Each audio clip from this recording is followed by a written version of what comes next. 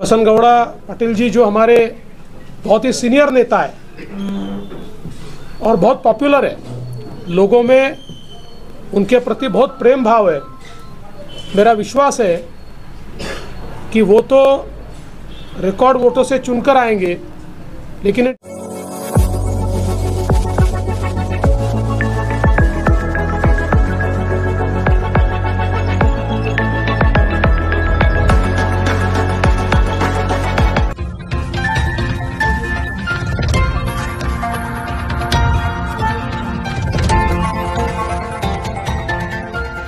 ನಮಸ್ಕಾರ ವೀಕ್ಷಕರೇ, S news Karnataka express ನಲ್ಲಿ ತಮಗೆಲ್ಲರಿಗೂ ಸ್ವಾಗತ.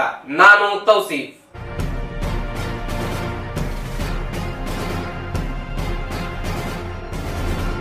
मीडिया के सभी बंधुओं का मैं यहाँ पर बहुत बहुत स्वागत करता हूँ। 10 मई को कर्नाटक विधानसभा का चुनाव होने वाला है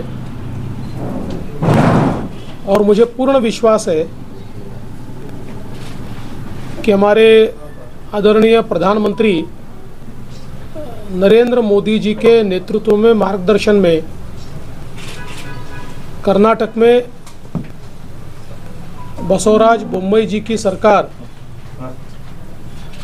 फिर से चुनकर आएगी और कर्नाटक की जनता ये डबल इंजन सरकार को ही प्राधान्य देगी। जैसा हम जानते हैं कि जिस प्रकार से देश के अंदर प्रधानमंत्री मोदी जी ने गरीब कल्याण का एजेंडा लाया और आज उसका लाभ डबल इंजन सरकार के कारण कर्नाटक को भी मिला है। करीब करीब 55 लाख घरों में कर्नाटक के शौचालय बना है। 45 लाख से ज़्यादा घरों में पीने का पानी पहुंचा है। 25 लाख लोग जो खुद के मकान में नहीं रहते थे, उनको मकान घर मिला है। महिलाओं को गैस सिलेंडर मिला है और हमारे किसानों को प्रधानमंत्री कृषि सम्मान योजना से मोदी जी 6,000 रुपये देते हैं, तो वही हमारी कर्नाटक की सरकार भी 4,000 रुपये से 10,000 रुपया देने वाली ये अनोखी सरकार है। आज कर्नाटक की सरकार ने विशेष रूप से विद्यार्थियों के लिए अलग अलग प्रकार से उनको एजुकेशन मिले, इस दृष्टि से कई प्रकार की स्कॉलरशिप शुरू की है और हमारी जो बीपीएल की महिलाएं हैं उनको भी 2,000 रुपया दिया जा रहा है। और विशेष रूप से समाज के जो अलग अलग घटक है उनके लिए कई योजनाएं ये राज्य सरकार की ओर से चल रही है। केंद्र सरकार ने भी इरिगेशन के लिए राज्य को एक बड़ा पैकेज दिया है, जिसके कारण सिंचाई की व्यवस्थाएं ये भी बहुत बड़े पैमाने पर बढ़ रही है। विशेष रूप से जिस प्रकार से SC ST हो या लिंगायत समाज हो, वोकलिंगा हो, इन सभी समाजों के लिए OBC हो, जिस प्रकार से नए सिरे से आरक्षण देने का काम ये कर्नाटक की सरकार ने किया है, इससे सोशल जस्टिस को नीचे तक ले जाने में एक बहुत बड़ा फायदा होगा। और कांग्रेस की जो अपीजमेंट की पॉलिसी रही है, केवल माइनॉरिटी अपीजमेंट कर चुनकर आना, इस प्रकार की जो उनकी पॉलिसी रही है वो पॉलिसी भारतीय जनता पार्टी को मान्य नहीं है। हम सभी को विकास चाहते हैं, सबको साथ में लेकर जाना चाहते हैं, सबका साथ सबका विकास, ये मोदी जी ने नारा दिया है। लेकिन वोट बैंक की राजनीति ये भारतीय जनता पार्टी नहीं करती और इसलिए वोट बैंक की राजनीति के खिलाफ भारतीय जनता पार्टी ने हमेशा लड़ाई की है। और मुझे लगता है कि जो फैसला मुंबई जी की सरकार ने लिया है वो अपने आप में एक बहुत महत्वपूर्ण इस प्रकार का फैसला है। आज हमारे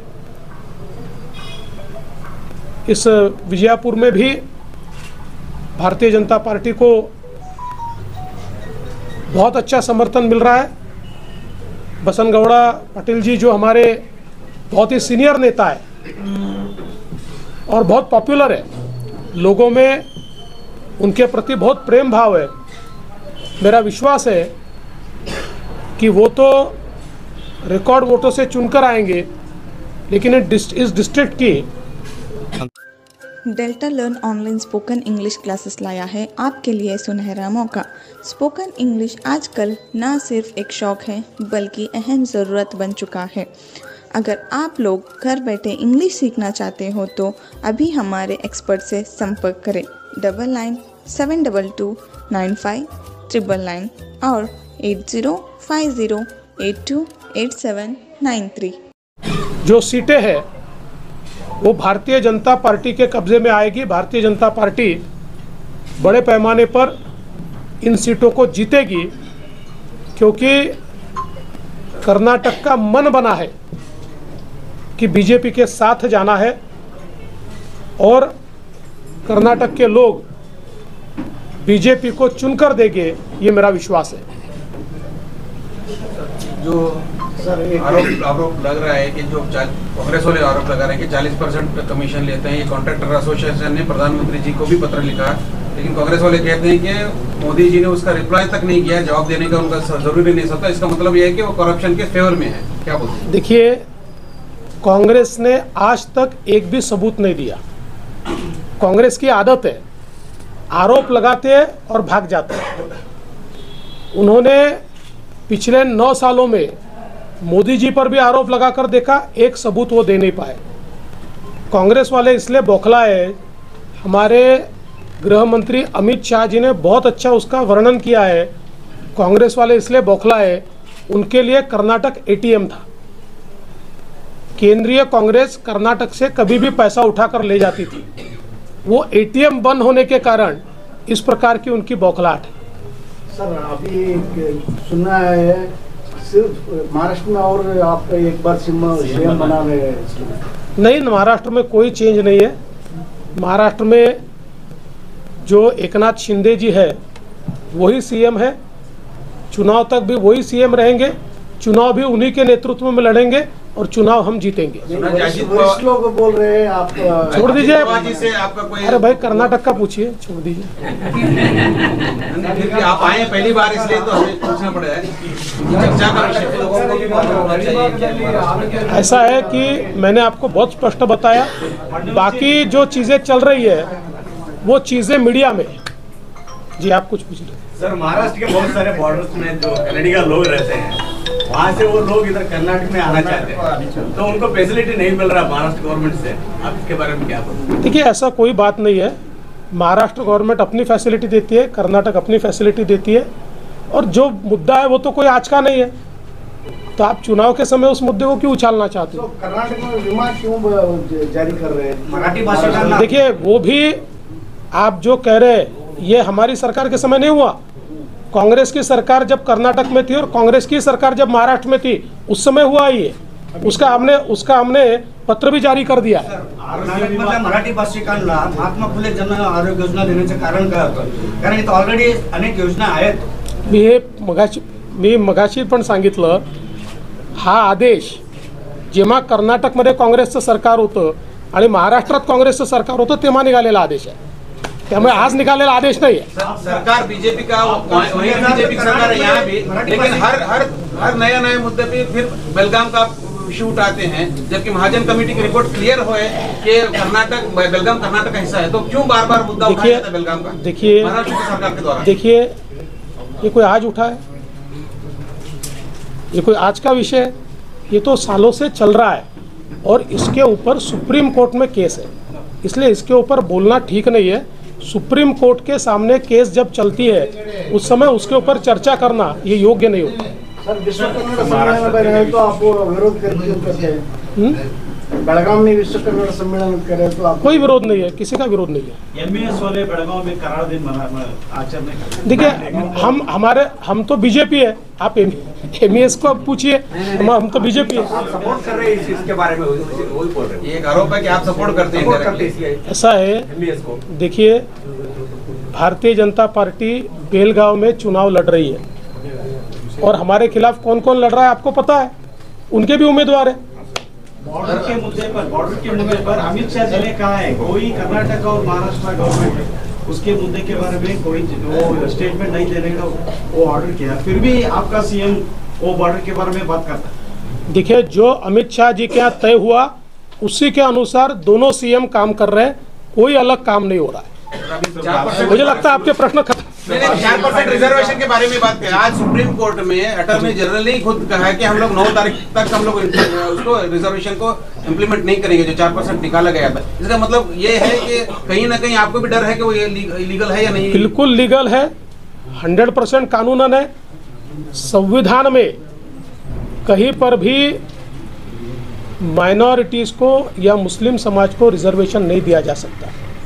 डॉक्टर बाबा साहेब आम्बेडकर जी ने जिस समय संविधान तैयार किया था उस समय ये मुद्दा आया था, कॉन्स्टिट्यूएंट असेंबली में इस पर चर्चा हुई थी और स्पष्ट रूप से ये कहा था कि ये रिजर्वेशन धर्म के आधार पर नहीं दिया जा सकता और इसलिए उसी समय कॉन्स्टिट्यूएंट असेंबली ने उसको नकारा था। आज तक जितने बार अलग अलग राज्यों ने मुस्लिम रिजर्वेशन देने का प्रयास किया, सुप्रीम कोर्ट ने भी उसको खारिज किया है। इसलिए जो भारतीय जनता पार्टी की सरकार ने निर्णय लिया है वो पूर्ण रूप से संविधान सम्मत इस प्रकार का निर्णय है, संवैधानिक निर्णय है। डॉक्टर बाबा साहब आम्बेडकर जी ने जो संविधान के प्रिंसिपल्स दिए उसके अनुरूप ये निर्णय। सुप्रीम कोर्ट में आप जीतेंगे? आप यकीन है कि आप जीतोगे? पक्का जीतेंगे। साहब मराठीत बैठ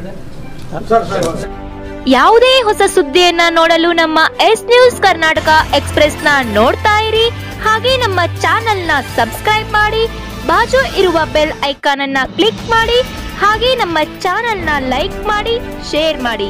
ನಮ್ಮ ನಡೆ ಸತ್ಯದ ಕಡೆ.